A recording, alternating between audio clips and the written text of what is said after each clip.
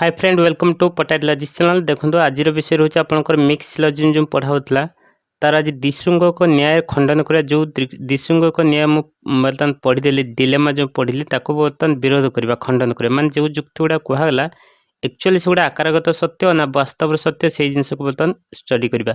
तो आपण मैंने ध्यान सकर केवल देखते शुणु बुझंतु निश्चित आप बुझीपारे ये 100% क्लीयर हो लॉजिक। तेणु आपण मैंने जब वीडियो ठीक ठाक बुझीपारे तो वीडियो गोटे लाइक करेंगे सहित आम चैनल को सब्सक्राइब करेंगे। चलते आज आरंभ करवा किसी आपन को नोट्रे मुझे एग्जाम बुझेबी सहित किसी बुक रे एग्जांपल गुड़ा बुझेबी। तो प्रथम पॉइंट है आपन आकारगत शब्द गोटे बहुत इंपोर्टेंट आकारगत आ गोटे वस्तुगत आ गोटे रोचे अनुग आ पूर्वक यही चार्टा शब्द आप मन रखते अनुग पूर्वक आप बारंबार मुझे कही आसा फास्ट हूँ पूर्वक रही जो वाक्य जेकोसी वाक्य आप फास्ट पूर्वक प्राकल्पिक वाक्य जोड़ा आसो प्राकल्पिक जुक्ति त्रिपद जुक्ति जोड़ा आसो से आपंकर अनुग पूर्वक होकर रही। तो ये रहा आपंकर पूर्वक ये रहा अनुग ये फर्माट आप सब प्राकल्पिक त्रिपद जुक्ति गुड़िक। तो एठी जो दृश्य को आप पढ़ले एठी डबल डबल आपंकर वाक्य पाइले जमी गोटे माने गोटे वाक्य आप दुईटा जिन थी एग्जांपल आप देखले बुझीपारे। देखो मुझे आगे नोट कहीदे ये एग्जांपलटा देखा। तो ये रोचे आप दृश्यंक नोटा जोटा आकारगत को देखी कहली एवं वस्तुगत को देखी तो पूर्वक आ अनुग को देखी। तो यही वैधता जानापी यार प्राकल्पिक निरपेक्ष जुक्तिर नियमावली लंघन होना ना ताहा परीक्षा करने आपंकर एग्जांपल जाना दरकार। ये टार्गेट कौन ना जो नियमटा अच्छी जो न्याय अनुसार भाई जो नियम से आकारगत नियम डिराइव कला आकारगत ठीक ठाक डिराइव करदेव कि वस्तुगत जितने आप देखिए सहीटा ठीक ठाक नियम अच्छे ना तार जिनसा भैलिडिटी देखापी से जिनसा को परीक्षा करने ठीक अच्छे ना ताको आम टार्गेट कर एग्जाम बुझा। एग्जांपल कौन अच्छे ये आपंकर देखो यहाँ आपंकर एग्जांपल अच्छे जदि पुओ यज्ञ हुए यहाँ देखो ये एग्जांपल बुक आपको कहीदे एठी भी लिखाई बुक रे भल आसो देखापी चलते बुक रे देख दूसरी। तो ये नियमटा जुक्तिटा भांगी न जानापी आम ये जो बड़ एग्जांपलटा अच्छे भांगा आगे एग्जांपल कौन अच्छे ना जदि पुओ यज्ञ हुए धन संचय करने अनावश्यक जदि पुओ अयोग्य हुए धन संचय करने अनावश्यक दीटा वर्ड यज्ञ हेले भी दरकार नहीं अयोग्य हेले भी आपंकर आवश्यक नहीं। तेणु देख ये है आपंकर जो फास्टा जो वाक्यटा रोचे यही एतिक हूँ आप गोटे पार्ट यही एति गोटे पार्ट एतिक भितर ये हूँ आप पूर्वक ये हूँ आपंकर अनुग सेकेंड पार्ट भी सेमती ये रोचे पूर्वक ये रोचे अनुग। तो पूर्वक अनुग जापारे यहाँ प्रथम वाक्य जोटा पाँच एतिक से साधिव हो प्राकल्पिक तर्क वचन नेक्स्ट आपंकर पक्ष हो नेक्स्ट आपंकर सिद्धांत तापर हुए तो पुओ यज्ञ अटे किंबा अयोग्य अटे धन संचय अनावश्यक माने ठीक आप कौन कले यही जो यहीटा है यहाँ आप कौन कहले पूर्वक यही पूर्वक को आई पूर्वक को आप स्वीकार कले स्वीकार अनुसार ये स्वीकार कर देखो यज्ञ अयोग्य को स्वीकार कले और जो आपंकर अनुग दुईटा रहा ये दुटा अनुग को आप सिद्धांत अस्वीकार कर सॉरी स्वीकार कर अनावश्यक स्वीकार कर आपंकर प्रथम एग्जांपल थिला आपन ऑलरेडी एग्जांपलटा देखिछन। ए एग्जांपल आम दुई भाग करें निमित्त दुईटा मान दुईटा त्रिपद जुक्ति संग्रह कराई देखो से कौन कहते जदि पुओ यज्ञ हुए धन संचय अनावश्यक फास्ट भांगाई पुओ यज्ञ अटे धन संचय अनावश्यक सेकेंड से जिन पुणी फास्ट सेकेंड वाक्य पुणी जदि पुओ अयोग्य हुए धन संचय अनावश्यक पुओ अयोग्य धन संचय अनावश्यक यही चार्टा मिसला को से गोटे से कहे चार्टा मिसला को आपंकर ये चार्टा जो आपंकर देखो ये चार्टा नहीं ये दुईटा एग्जांपल मिसला को सी गोटे आपंकर होची ये जो दुईटा एग्जांपल मिसला से आप गोटे एग्जांपल कहते। तो यहीटा आप पूर्वक अनुग चिन्ह पार्टी अलरेडी पूर्व अनुग कहनी ये है आपंकर पूर्वक ये है आपंकर अनुग फास्ट वाक्य सेकेंड यहाँ हूँ पूर्वक ये आपंकर अनुग। तो पूर्वक ये आप स्वीकार कर अनुग को स्वीकार कर एति गला फर्मुला। तो ये आप यहाँ तो आकारगत आप देखिले चलते आम नोट देखा आप कौन है जो दुईटा एग्जांपल आप पाइले से आपंकर पूर्वक स्वीकार करके आप नियमटा ठीक प्रयोग कर कहली पूर्वक दुईटा स्वीकार होती जदि पुओ अयोग्य ये अयोग्य दुईटा स्वीकार कराई स्वीकार करके आकारगत वैधता आम देखिले किंतु आपंक टार्गेट कौन ना ये आप देखिए वस्तुगत सत्यता अच्छी ना ना सत्यता थाए कि न थाए से जिन देखा। तेणु ये वस्तुगत सत्य न थाए जदि ताल से आपंक तर्क दोष आसो तो से वस्तुगत दोष दर्शापी ଆପଣ ସେଇ ସିଦ୍ଧାନ୍ତକୁ ମାନେ ବାଦ ଦେବେ। କେମିତି ଏ ସିଦ୍ଧାନ୍ତଟା ଠିକ୍ ନୁହେଁ ବୋଲି କହିବେ, ଯେ ଯେଉଁ ସିଦ୍ଧାନ୍ତ ଆପଣ ପାଇଲେ ଯେ ଧନ ସଞ୍ଚୟ ଅନାବଶ୍ୟକ, ସେଇଟା ଭୁଲ କହିବା ପାଇଁ ହେଲେ ଆପଣଙ୍କର ଆକାରଗତ ତୁଳନା ଦେଖିବେ ନାହିଁ, ଆପଣ ଦେଖିବେ କ'ଣ ନା ବସ୍ତୁଗତକୁ ଦେଖିବେ। ତ ବସ୍ତୁଗତ ଦୋଷକୁ ଫୁଲ କାଢ଼ିକି ତାକୁ ଆପଣଙ୍କର ଖଣ୍ଡନ କରିବେ। ଏଇ ଯେଉଁ ଆପଣଙ୍କର ଯେଉଁ ଦ୍ରିଶୃଙ୍ଗକ ନ୍ୟାୟ ସବୁ ଆପଣଙ୍କର ପଢ଼ିଲେ ତାକୁ ଆପଣ ଭାଙ୍ଗିବେ ବା ତାକୁ ଖଣ୍ଡନ ବିରୋଧ କରିବେ। ତ ବିରୋଧ କରିବା ପାଇଁ ଆପଣଙ୍କର ତିନିଟି ଉପାୟରେ ଆପଣ ଏଠି ଅଛି ସେ ବିରୋଧ କରିବା ପାଇଁ ଉପାୟ, ଯେ ସେଇ ଯେଉଁ ଚୁକ୍ତି ଗୁଡ଼ା ଆପଣ କହିଲେ ଏବେ ସେ ଏକ୍ଜାମ୍ପଲ୍ ଗୁଡ଼ାକୁ ଆପଣ ତିନିଟି ଉପାୟରେ ବିରୋଧ କରିପାରିବେ ବସ୍ତୁଗତ ଦୃଷ୍ଟିରୁ। ତ ପ୍ରଥମ ଉପାୟ ହେଉଛି ଆପଣଙ୍କର ଶୃଙ୍ଗ ଭି ମର୍ଦ୍ଦନ, ଯାହା taking the dilemma by horns. ତାପରେ ଶୃଙ୍ଗ ଦୟା ଅନ୍ତରାଳୟ ପଳାୟନ, escaping between the horns of a dilemma. ଦ୍ରିଶୃଙ୍ଗକ ଯୁକ୍ତି ପ୍ରତିରୋଧ, rebutting the dilemma by a counter dilemma. ଏଇ ଏତିକ ପ୍ରୋସେସରେ ଆପଣ ଯେଉଁ ଦ୍ରିଶୃଙ୍ଗକ ନ୍ୟାୟକୁ ଖଣ୍ଡନ କରିପାରିବେ। ଏତିକ ଉପାୟ ଦ୍ୱାରା ଆପଣ କରିପାରିବେ। ତ ଏତିକ ଉପାୟ ଭିତରୁ ଆପଣ ଗୁରୁତ୍ୱପୂର୍ଣ୍ଣ ଉପାୟ ଫାଷ୍ଟ ମୁଁ କହିଦେଉଛି ଆପଣଙ୍କ ଶୃଙ୍ଗ ବିମର୍ଦ୍ଦନ ଉପାୟ ଯେଉଁଟା ଅଛି ଆପଣଙ୍କ, ଯାହା ମାଧ୍ୟମରେ ଆପଣଙ୍କର ଯେଉଁ ସିଦ୍ଧାନ୍ତ ଆପଣ ପାଇଛନ୍ତି ସେ ସିଦ୍ଧାନ୍ତକୁ ଆପଣ କିଭଳି ଖଣ୍ଡନ କରିବେ ଯେ ଆକ୍ଚୁଆଲି ଏଇଟା ଠିକ୍ ନୁହେଁ। ବସ୍ତୁଗତ ଦୃଷ୍ଟିରୁ ଦେଖିଲେ ଏଇଟା ଠିକ୍ ନୁହେଁ। ଆକାର ଦୃଷ୍ଟିରୁ ମାନେ ଏଇଟା ଠିକ୍, ଏ ଲାଇନ୍ ଠିକ୍ ଅଛି, ଏଇ ଲାଇନ୍ ଡିରାଇଭ୍ ହେଇଛି ଠିକ୍ ଅଛି, କିନ୍ତୁ ଯେତେବେଳେ ଆପଣ ରିଏଲିଟି ଜିନିଷ ଦେଖିବେ ସେଠି ଆପଣଙ୍କର ଠିକ୍ ନୁହେଁ ବୋଲି ହେଇପାରିବ। ଏକ୍ଜାମ୍ପଲ୍ ଦେଖିଲେ ଆପଣ ବୁଝିପାରିବେ। ଚାଲନ୍ତୁ ଏକ୍ଜାମ୍ପଲ୍ ଦେଖିବା। ଆଉ ଏକ୍ଜାମ୍ପଲ୍ ଦେଖିବା ପୂର୍ବରୁ ମୁଁ ଶୃଙ୍ଗ ବିମର୍ଦ୍ଦନ ଏକ୍ଜାମ୍ପଲ୍ଟା ମାନେ ତାର ଟିକେ ପଏଣ୍ଟଟା ମୁଁ କହିବି। ଦେଖନ୍ତୁ ଆପଣଙ୍କ ଶୃଙ୍ଗ ବିମର୍ଦ୍ଦନ ଆପଣଙ୍କ ଦୁଇ ପ୍ରକାର ଅଛି। ଗୋଟେ ହେଲା ଶୃଙ୍ଗ ଭି ଅମର୍ଦ୍ଦନ, ଆଉ ଗୋଟେ ଦ୍ୱିଶୃଙ୍ଗ ବିମର୍ଦ୍ଦନ। ଦେଖନ୍ତୁ ଫାଷ୍ଟ ଶୃଙ୍ଗ ବିମର୍ଦ୍ଦନ ଅଛି ଶୃଙ୍ଗିକ ବିମର୍ଦ୍ଦନ, ମାନେ ଏଠି ଗୋଟେ ଜିନିଷ ଏଠି ଆପଣ କହିବେ, ଏଠି ଦୁଇଟା ଜିନିଷ କହିବେ। ମାନେ ଆପଣଙ୍କ ଯେଉଁ ଅନୁଗ ପୂର୍ବ ଦେଖିଲେ ସେଇଟା ଇମ୍ପୋର୍ଟାଣ୍ଟ।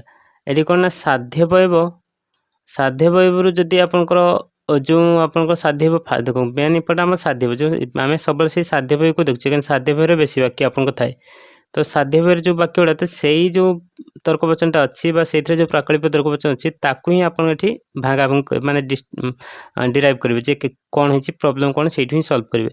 ତ ସେଇ ଜାଗାକୁ ଯଦି ଫଲୋ କରିବେ ଆପଣ, ତ ସେଇ ସାଧ୍ୟ ବୟବରୁ କ'ଣ କରିବେ ନା ଯେଉଁ ବୃଷଭର ଶୃଙ୍ଗ ଦୁଇଟା ତୁଳନା କରାଯାଏ। ସାଧ୍ୟ ବୟରେ ଆପଣ ତ 4ଟା ପାର୍ଟ ପାଇଛନ୍ତି, କାରଣ ଫାର୍ଷ୍ଟର ଅନୁଗ ପୂର୍ବକ, ସେକେଣ୍ଡଟାରେ ବି ଅନୁଗ ପୂର୍ବ। ଆମେ କହିଲେ ଏବେ ଏମିତି ଥିବ। এইটা ହେଲା ଆପଣଙ୍କର ଦେଖନ୍ତୁ ଗୋଟେ ଦୁଇଟା ଏଇଟା ହେଲା ସାଧ୍ୟ ବୟ ବାକ୍ୟ। ଏଠି ଆପଣ ଗୋଟେ ଅନୁଗ ପୂର୍ବ ପାଇବେ, ଏଠି ବି ଆପଣ ଅନୁଗ ପୂର୍ବ। ଏଠି ଆପଣ କ'ଣ ପାଇବେ, ଫାର୍ଷ୍ଟଟା ପାଇବେ ପୂର୍ବକ, ସେକେଣ୍ଡଟା ଆପଣ ଅନୁଗ। ଫାର୍ଷ୍ଟଟା ପୂର୍ବକ, ଏଇଟା ଅନୁଗ। ଏଇ ଯେଉଁ ବାକ୍ୟଟା এইଟା ହେଲା ଆପଣଙ୍କ ସାଧ୍ୟ ବୟ। ଏଇ ସାଧ୍ୟ ବୟ ବାକ୍ୟର ଆପଣଙ୍କର ଟାର୍ଗେଟ୍ କ'ଣ ନା ଏଠି ଆପଣ ଦୁଇଟା ଶୃଙ୍ଗ ସହିତ ତୁଳନା କରାଯାଇଛି, ଯେଉଁଟାକି ହେଲା ପୂର୍ବକ, ଏଠି ପୂର୍ବକ, ଆଉ ଗୋଟେ ହେଲା ଅନୁଗ। ଏଇ ଦୁଇଟାକୁ ଶୃଙ୍ଗ ଦୁଇଟା ସିଂହ ଭଳି ବୃଷଭର ଦୁଇଟା ଶୃଙ୍ଗ ସହିତ ତୁଳନା କରାଯାଇଛି। ତ ଏଠି କ'ଣ କହିଛି, ଯଦି ଅନୁଗଟା ମାନେ ଏଇ ଯେଉଁ ସେକେଣ୍ଡଟା ଯଦି ପୂର୍ବରୁ ନିଃସୃତ ହୋଇଥିଲେ ତାହେଲେ ଶୃଙ୍ଗଟା ଠିକ୍ଠାକ୍ ଅଛି, ମାନେ ଶୃଙ୍ଗଟା ଶକ୍ତିଶାଳୀ ବୋଲି କୁହାହେବ। ମାନେ ଯେଉଁ ଜିନିଷଟା ଆପଣ କହିଛନ୍ତି ଏଇଠି ଯେଉଁ ଏକ୍ଜାମ୍ପଲ୍ଟା ଦେଇଛନ୍ତି ଏଇ ଜାଗାରେ, ତ এইটা যদি ଆପଣ এইଥିରୁ ଡିରାଇଭ୍ ହେଇଯିବ, ପୂର୍ବରୁ ଡିରାଇଭ୍ ହେଇଯିବ ବା ନିଃସୃତ ହେଇଥିବ, ତାହେଲେ ଆପଣଙ୍କର ଶୃଙ୍ଗଟା ଶକ୍ତିଶାଳୀ। ଯଦି ତା ନ ହେଇଥିବ ତାହେଲେ ଅନ୍ୟଥା ହେଇଥିଲେ ସେ ଶୃଙ୍ଗଟି ଦୁର୍ବଳ ବୋଲି କୁହାହେବ।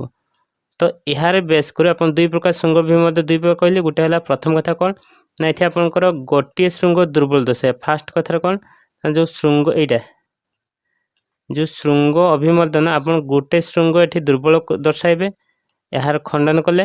ଏବଂ ଦ୍ୱିଶୃଙ୍ଗ ହେଲେ ଯେତେବେଳେ ଆପଣଙ୍କ ଉଭୟ ଶୃଙ୍ଗକୁ ଦୁର୍ବଳ, ଉଭୟ ଶୃଙ୍ଗ କେଉଁଟା ବୁଝିପାରୁଛନ୍ତି, ଯେଉଁଟାକି ଆପଣଙ୍କର ପୂର୍ବକ ଅନୁଗ, ସେଇ ଜିନିଷଟା ଆପଣ ଦେଖିବେ। ଏଇ ପୂର୍ବକ ଅନୁଗ ଯେଉଁ ବାକ୍ୟ ଗୁଡ଼ା ପାଇବେ ସେଇଗୁଡ଼ା ଯଦି ଆପଣଙ୍କର ଫାଷ୍ଟ এইଥିରୁ ଯଦି ନିଃସୃତ ହେଇଛି ଠିକ୍ଠାକ୍, ଯଦି ନିଃସୃତ ନ ହେଇକି ଗୋଟେ ଦୁର୍ବଳ ଅଛି ତାହେଲେ ଆପଣ ଗୋଟେ ବାଲା ହେଇଯିବ। ଯଦି ଦୁଇଟା ଯାକ ଦୁର୍ବଳ ଅଛି, ଦୁଇଟା ଯାକ କଥା ଠିକ୍ ନୁହେଁ, ତାହେଲେ ଆପଣଙ୍କର ଉଭୟ ଶୃଙ୍ଗକୁ ଆପଣ କ'ଣ କହିବେ ନା ଦ୍ୱିଶୃଙ୍ଗ ବିମର୍ଦ୍ଦନ।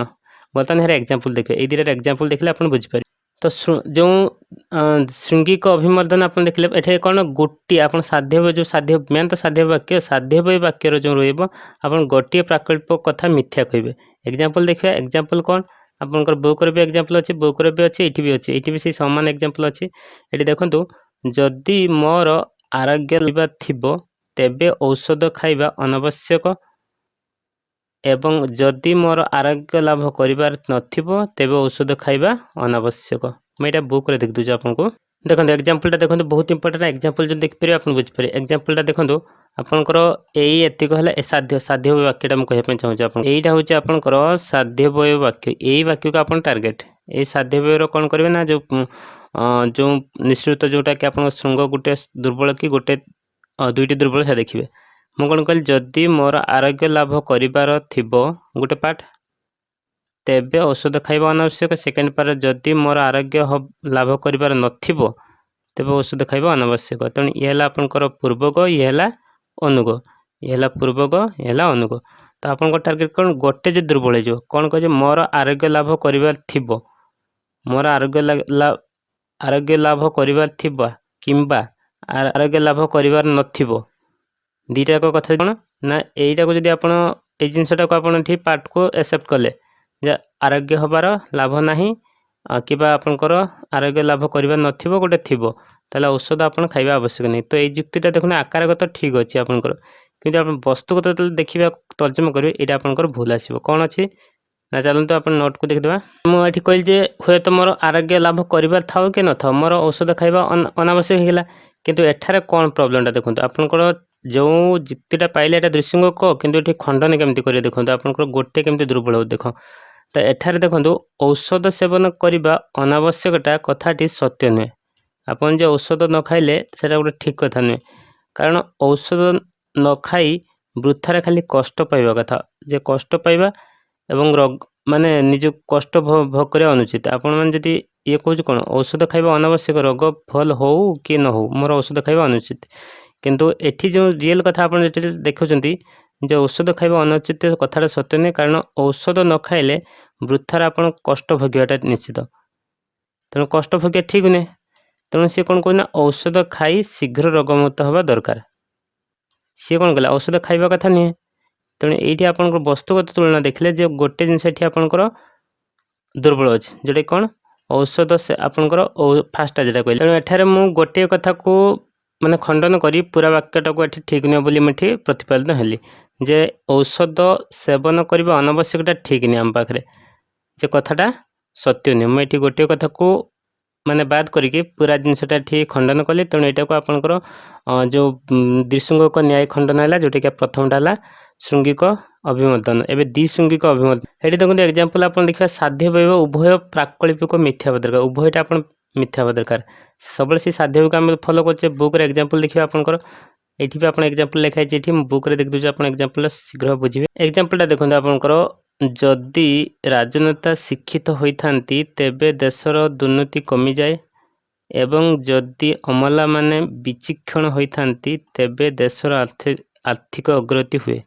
हुए तो देशर दुर्नीति कमी नहीं किंबा देशर आर्थिक अग्रगति होई नहीं राजनेता माने शिक्षित नुहंती किंबा अमला माने विचक्षण नुहंती।